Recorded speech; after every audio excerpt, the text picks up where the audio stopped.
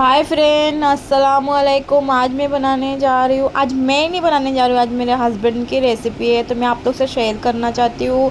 तो यहाँ पर आप सब देख सकते हो, मैंने चने का दाल को भिगा कर रखी थी तो मैंने उसमें ऐड कर दी कुकर में, और थोड़ा सा मूंग का दाल, मसूर का दाल धो के भी डाल दी।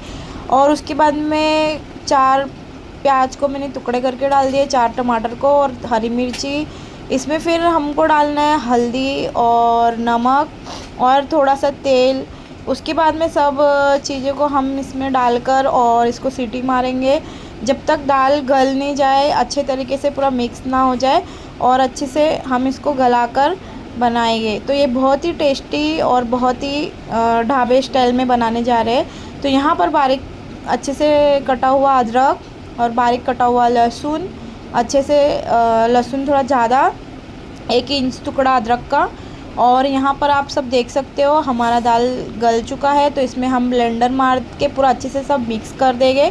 अगर ब्लेंडर नहीं है तो फिर दाल घोटनी से भी आप घोट सकते हो। यहाँ पर तेल डालकर, प्याज डालकर अच्छे से इसको हल्का ब्राउन करना है।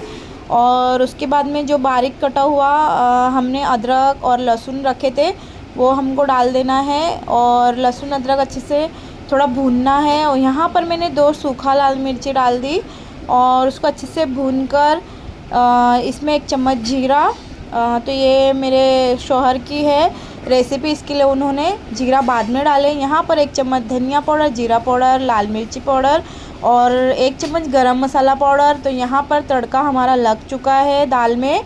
और अब हम हरा धनिया अच्छे से बारीक कट करके एकदम ताज़ा ताज़ा फ्रेश वो डाल देंगे ताकि और अच्छी तरीके से खुशबू आए दाल में।